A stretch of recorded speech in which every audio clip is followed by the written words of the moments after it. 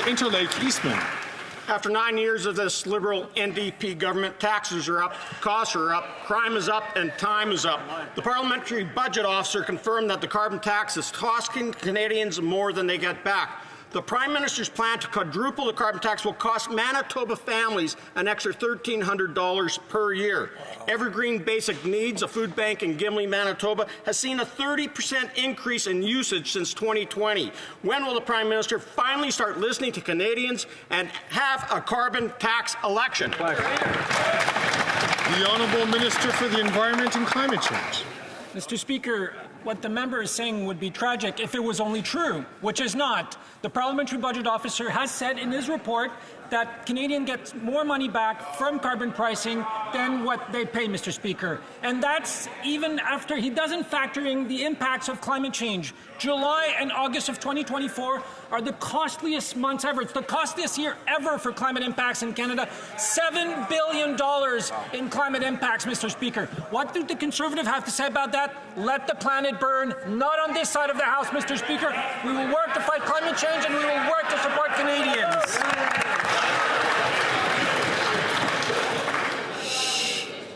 The Honourable Member from Selkirk Interlake Eastman. Well, the Minister knows that a tax plan isn't an environment plan. And with the Prime Minister's out-of-touch policies and reckless spending, 1/4 of Canadians are relying on food banks this fall. Sadly, this includes members of the Canadian Armed Forces who can't afford to eat under this costly Liberal-NDP government. Earlier this year, military personnel doing cyber training at Wills College had to rely on food banks because they couldn't afford to eat.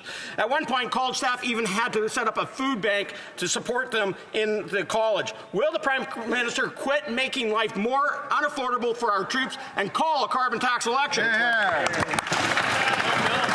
The Honourable Minister for the Environment and Climate Change. I've heard a number of Conservative MPs just talk about Jasper. Let's talk about Jasper, Mr. Speaker. Do you know how much money? Order, colleagues. Order.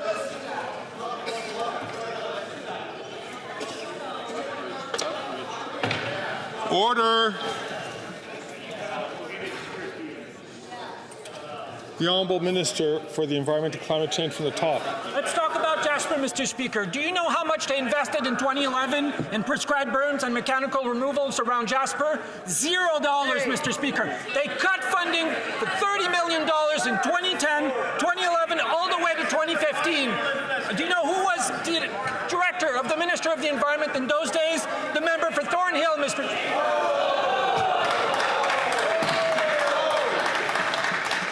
Colleagues, at some point we're going to run out of time to be able to have all the questions posed.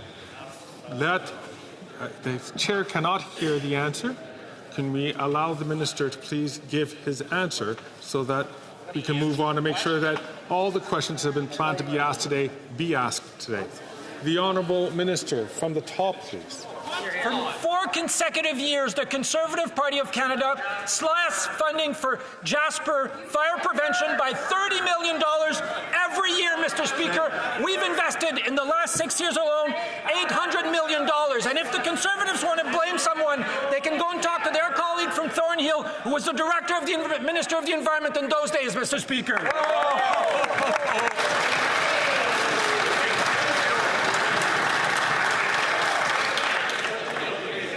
Order. Colleagues, I see members from all sides of the House who are dependent upon translation devices who cannot hear what the answer is, or in sometimes the question is. I'm going to ask the Honourable Member from Cumberland-Colchester to ask this question. I'm asking all members to please listen attentively. Speaker, after 9 years, the NDP Liberals are not worth the cost. Stats are clear. Nova Scotians relying on food banks have increased by over 50% in the last 5 years to over 40,000 visits per month. Another staggering report this morning shows that 40% of Atlantic Canadians are struggling to afford necessities like food, rent, and home heating. The failed former Minister of Immigration and now floundering Minister of Housing clearly cannot help Nova Scotians, but Speaker, there is an answer. Will the Prime Minister call a carbon tax election? The Honourable Parliamentary Secretary to the Minister of Innovation. Well, Mr. Speaker, I'd like to start by saying Happy Halloween to Canadians today. But what kids should be most frightened about this Halloween is the cuts that would be made by the Conservative leader. And I apologize to Johnny Depp in advance, but the leader of the Conservatives is like the Edward Scissorhands of politics. You know what else is truly spooky is that the Conservative leader refuses to get his security clearance to protect Canadians against foreign interference. I can only speculate he must be concerned about the ghosts in his closet.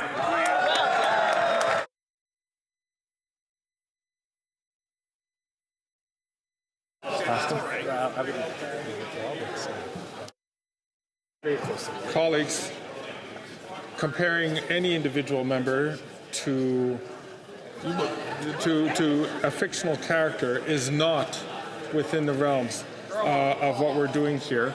I'm going to ask all members to restrain themselves from doing that. The honourable member from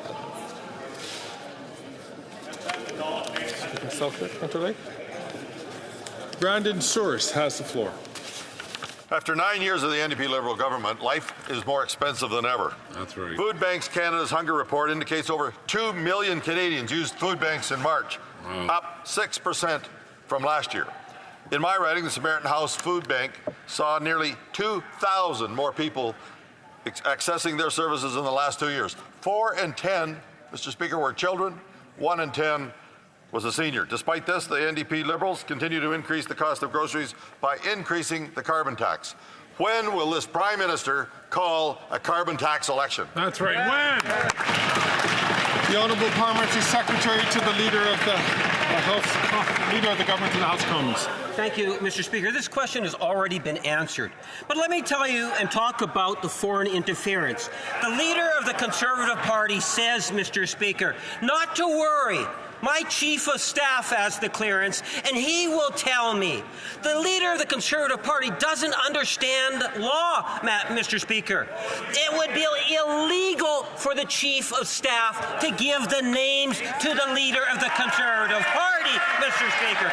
It's time. It is time. I can't.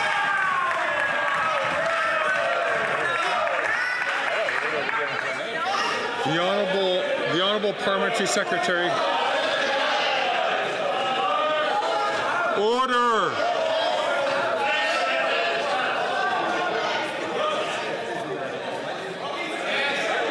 Order. The Honourable Parliamentary Secretary has 7 seconds left on the clock. Mr. Speaker, the Leader of the Conservative Party doesn't understand it. He's asking his Chief of Staff to break the law.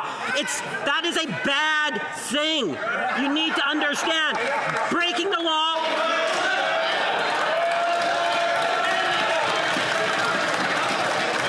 Order.